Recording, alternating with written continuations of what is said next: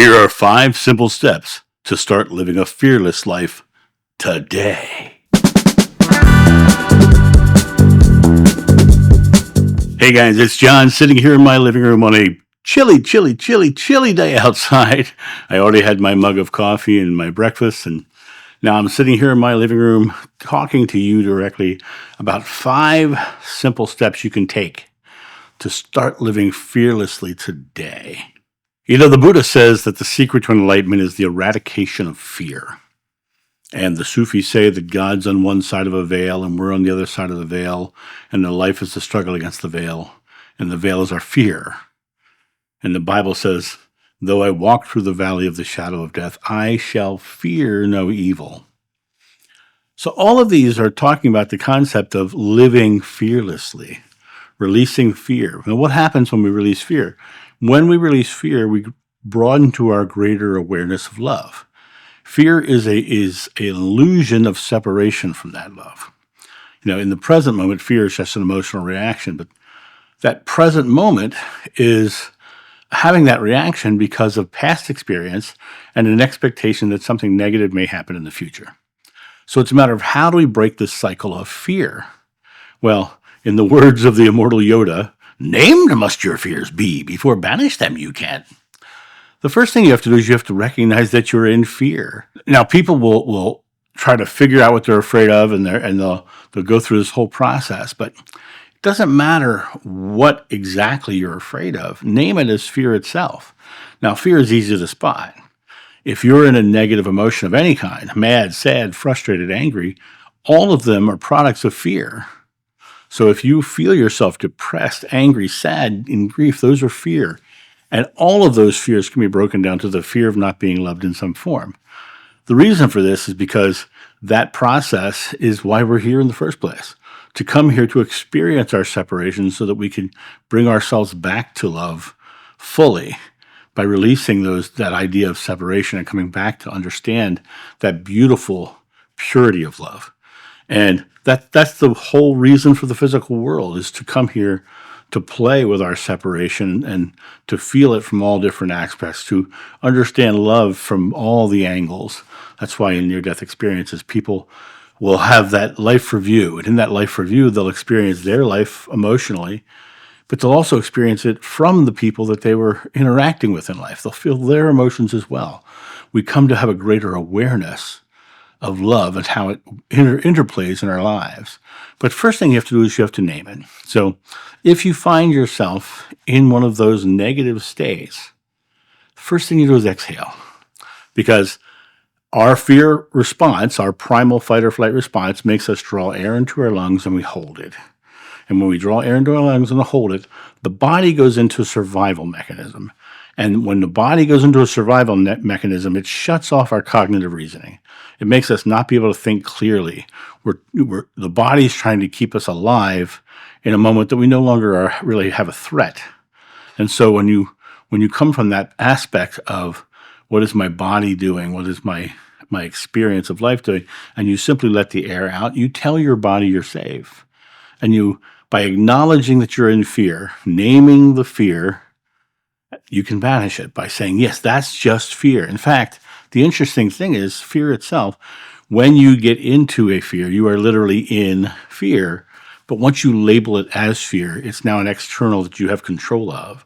It's no longer has control over you. You can't steer the ball from inside, but you can throw the ball from outside. And so it's a matter of taking your own moment and saying, do I feel positive? Do I feel negative? Do I feel stress? Do I feel anxiety? And are those just products of fear? And the answer is always yes. Your negative emotions are fear. If this is love and this is fear, right here's neutral. And here's annoyed and here's amused. Positive sensations are on the loving side. Negative sensations are on the fearful side.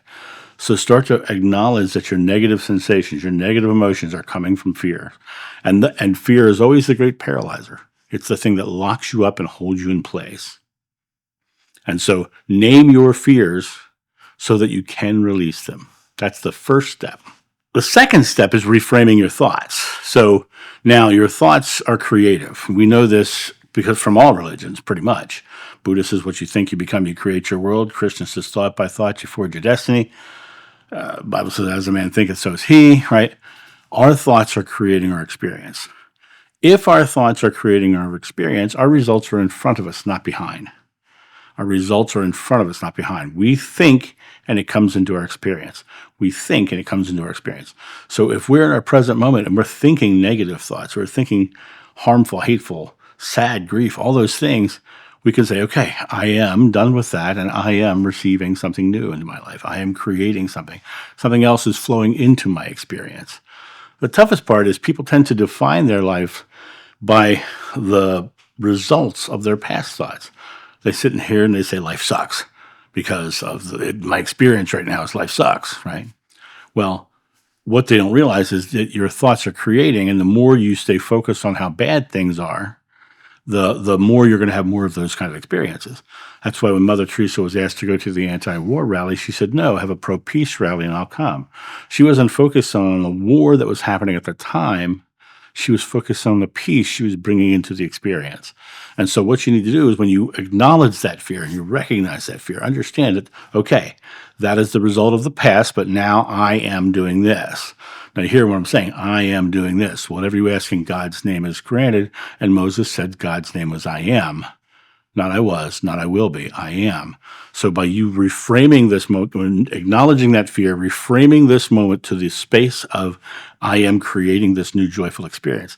I am joyfully receiving loving people into my life. I am joyfully having the abundance come so I can buy this beautiful new home. I am joyfully being surrounded by people I love who love me in return.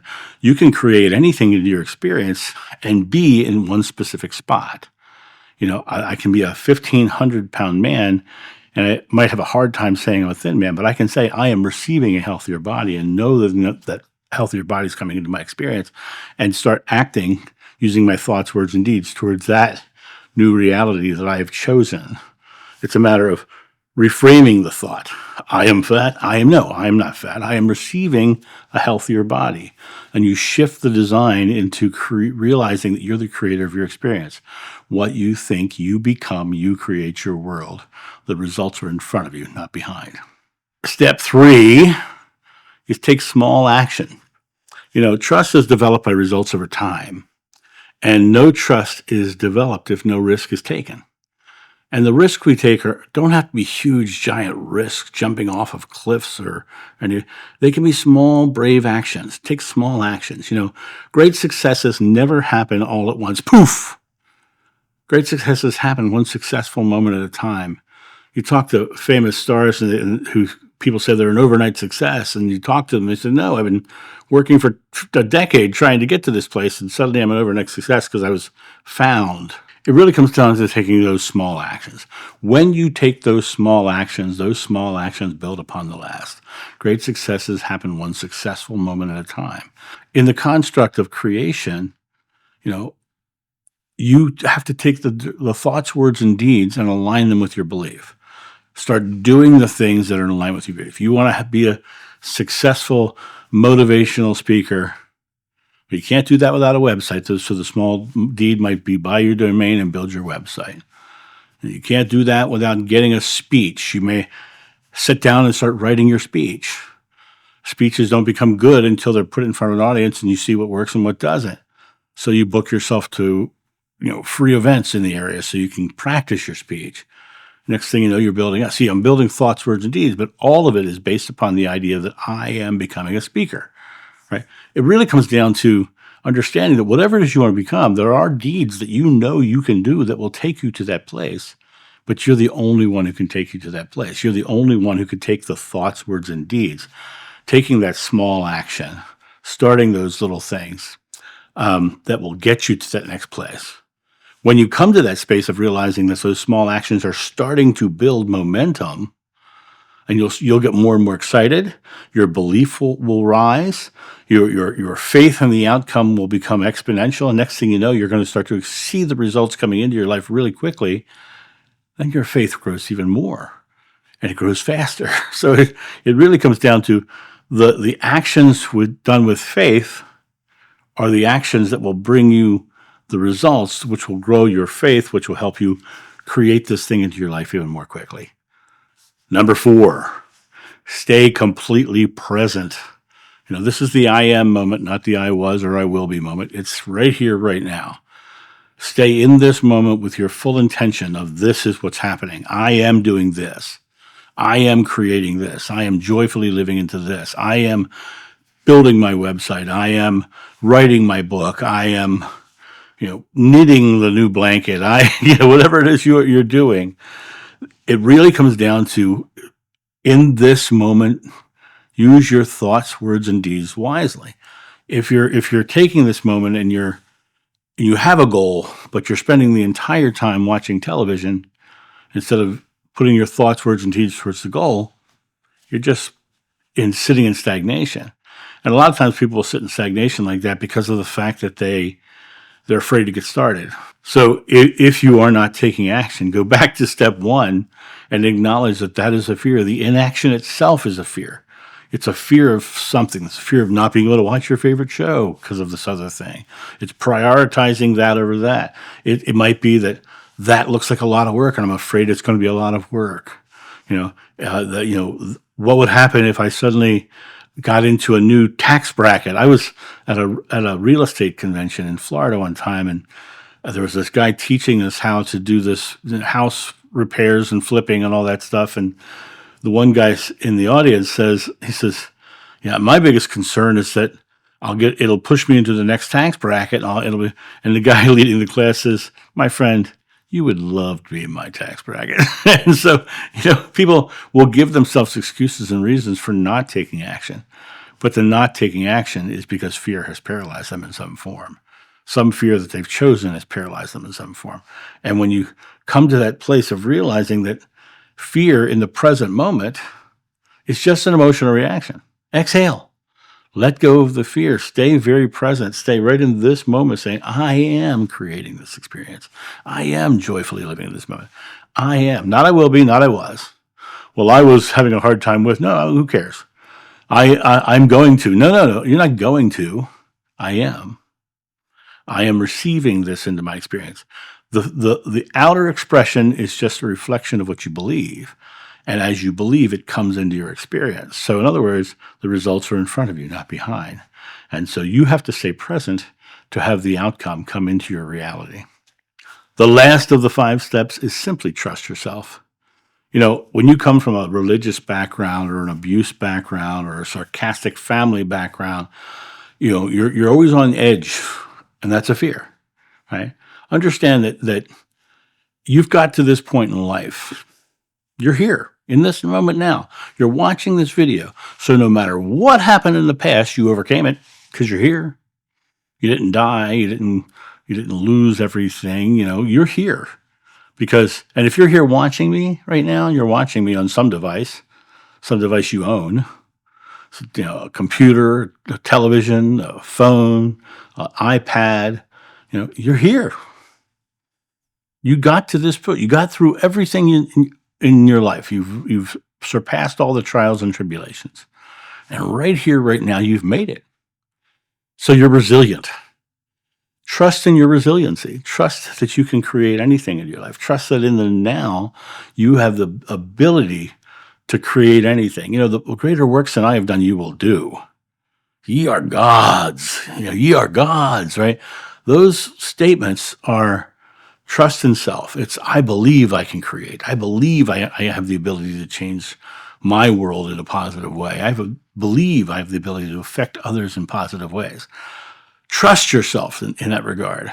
The only reason you wouldn't trust yourself is because of the fears that have been placed upon you by others, by your religion, or by some construct of ideas that have been impressed upon you as a definitive statement. And guess what, my friends? You get to define yourself. You don't have to be defined by your experiences of the past. You get to define yourself. I am is not, he said that I am, or I believe that what he says about me. No. If you do that, you're living their life and not your own. There is nothing you can't do. If you have faith as small as a mustard seed, you can ask a mountain to move and it'll move. Nothing's impossible for you. It comes down to you realizing that you have to have trust in yourself. You have to have trust in the I am. Because that trust in yourself, no matter what anybody else says, if they say something contrary to what you're declaring into your life, then they are the ones in fear because they're trying to diminish you. And why are they doing that? 9 times out of 10, they're trying to diminish you or tell you it's not possible or tell you can't because they themselves are exerting power over you to make themselves feel powerful. Let go of everybody else. None of them matter.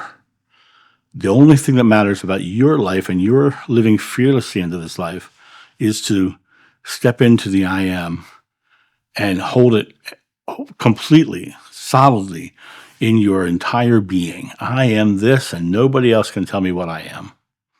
I often get people on my channel that tell me what I think. And I'm very quick to tell them, don't speak for me because you don't know what I think. You're not in my head, and you don't have the ability or the right to speak for me. And I'll tell people that right on the channel. The reason this is important is because I am the only one who's responsible for what I think, do, and say. And people will try to manipulate my words to fit their argument. But 9 times out of 10, they're not even close to what I think. Not even close. Because they're coming from their I am. I am a devout Catholic, so John must mean this. I am a Buddhist, so John must mean this. I am a pantheist, so John must mean this. You have no idea what I believe. And I live my truth. As I say on my channel all the time, I'm only speaking my truth. I don't expect anybody to take it for anything. I'm only living my own personal truth. And in that regard, I will not take somebody else's truth about me. I will not take that on as my mantle because it's not coming from me. I am the only one who defines who I am, and I trust myself completely to be my authentic self. Here's something else. In this world of fears and anxieties, we wear masks to hide ourselves.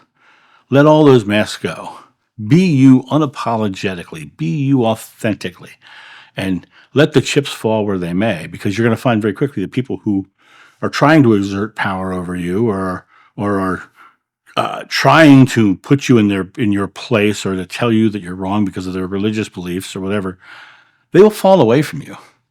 Because what's going to happen is they're going to suddenly realize that they don't have that power over you anymore. Right? Some of them may change their beliefs because of you changing yours. That'd be cool, right? But it doesn't matter. It's up to them, right? It's up to them to make that choice. Some of them may go off to somebody else and say, you see what that terrible person did? And use you as the next thing that they're going to talk about to exert power over someone else. So it really comes down to you realizing that be who you are so that the people who will love you for you as you are will see you and come around you. There's a famous quote when the wrong people leave your life, the right things start to happen. Well, they leave your life because you're being you and not being what they want you to be, or they're not being the thing that validates their power. And so trust yourself. You have created your entire life. Some of you are very, very talented at creating struggle. Recognize that was a talent. You actually created struggle. Cool, right? Now say, okay, I'm not creating struggle anymore. I am creating a joyful life without fear, without anxiety, without stress. I am creating a joyful life surrounded by people I love, expressing my authentic self into the world. And if you can just trust yourself enough to say, let the chips fall where they may, I'm going to be me. And in the end, what you find is you'll have this beautiful expression of yourself that's being put out to the world in such beautiful and loving ways that suddenly you're surrounded by people who support that. And your world becomes fearless because now you don't have to be afraid of what people are going to think of you, what the world's going to express of you, that I'm going to be me authentically, and I'm going to express myself authentically. That's one of the reasons why I came back to my spiritual work in the end, is because I wanted to come back and be my authentic self, whereas before I was in the corporate speaking industry. And I didn't feel authentic because I wasn't being my authentic self. I wasn't talking my truths and my spiritual truths especially, I wasn't speaking them aloud. I was masking them in a vocabulary that would fit the corporate environment. And it wasn't authentic to me. I didn't enjoy that. And so here I am now speaking to you, telling you, you have the easiest way to break free and come to this joyful life of fearlessness. You can acknowledge your fear.